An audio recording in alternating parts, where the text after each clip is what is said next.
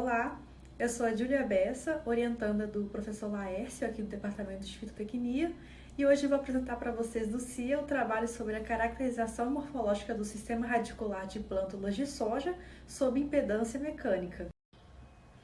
A soja, que está no ranking dentre as maiores commodities produzidas no mundo hoje, com milhões de áreas plantadas e um volume imenso colhido por ano, é palco de estudo principalmente quando surge algum problema que afete a produtividade.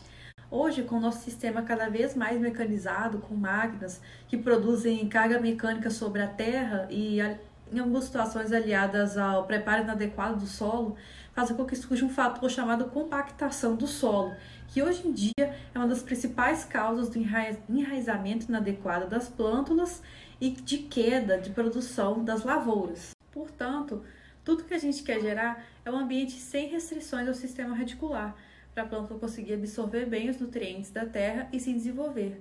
Para isso, se faz cada vez mais necessário achar cultivares que sejam resistentes à compactação do solo, porque a mecanização agrícola é um manejo cada vez mais cotidiano. Mas hoje, existem poucos trabalhos que mostrem o efeito da compactação do solo sobre a emergência das plântulas.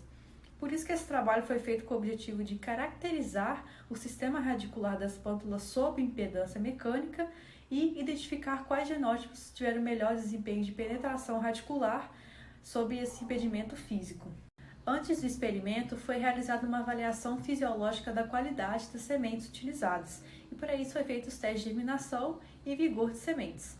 O teste de germinação foi conduzido a 25 graus por 8 dias e realizada a primeira contagem. Após isso, foi feito o teste de envelhecimento precoce, condutividade elétrica e emergência das plântulas. A semeadura foi realizada em um sistema de impedância mecânica desenvolvido aqui na UFV, que é baseado na compressão de areia, com tubos de PVC de 20 centímetros de altura e um disco com 20 centímetros de diâmetro também e 25 furos dispostos em cada um. 4 blocos desses foram alocados em uma bandeja com areia dentro e no fundo, e o volume foi completado com água que sobe por capilaridade. Os blocos de peso foram alocados bem no meio dos discos e, após a compactação do sistema, a semeadura foi realizada nos furos presentes nesses discos. Dessa forma, a gente cria um método que mantém constantes as variáveis de temperatura, textura, umidade e o nível.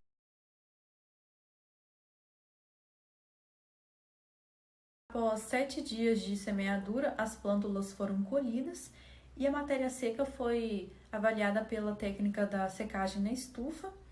O comprimento da raiz principal foi feita por imagens dentro do programa ImageJ e outras características como comprimento total, volume total, área total e diâmetro das raízes dentro de outro programa chamado WinRhizo. Agora, vemos os resultados daquela primeira avaliação fisiológica que a gente fez das sementes. E vemos que todos os genótipos bateram a taxa mínima de 80% de germinação, que é o valor considerado para classificar e comercializar como sementes. Entre todas essas variáveis, a que mais tem correlação com a emergência em campo é o teste de emergência. E podemos ver aí pelos resultados que todos também atingiram valores altos e uniformes, classificando assim as amostras como boas e vigorosas.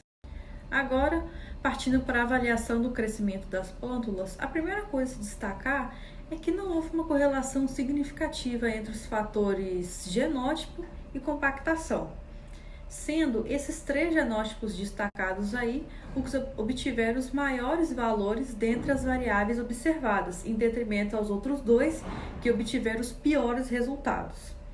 Em comparação aos blocos do compactado e controle, a gente consegue observar que todos os coeficientes caem quando submetidos à compactação, menos o diâmetro. O diâmetro da raiz aumenta assim que é submetido à impedância mecânica. Inclusive, alguns trabalhos já citam que o estresse da compactação diminui o comprimento da raiz das plântulas, mas aumenta o seu diâmetro. Traduzindo e quantificando as taxas de redução e aumento das variáveis quando submetidas à impedância mecânica, a gente vê que o que mais sofre com a compactação do solo é o comprimento radicular, que consegue cair uma taxa de 50% quando submetido à compactação do solo. E também a gente consegue ver aí representado que o diâmetro da raiz consegue aumentar até 16% dentro do estresse da compactação. Por fim, trago imagens dos 5 tratamentos, em que os 3 de cima foram os que se destacaram e os 2 de baixo os que obtiveram os piores resultados. E a gente consegue ver bem aí a discrepância entre os 2 grupos.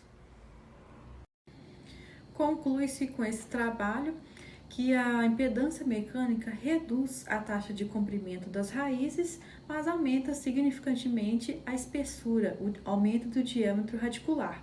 E foram os genótipos NA5905, N56700 e o DM82178 que apresentaram a maior penetrabilidade das raízes dentro dos sistemas de impedância mecânica.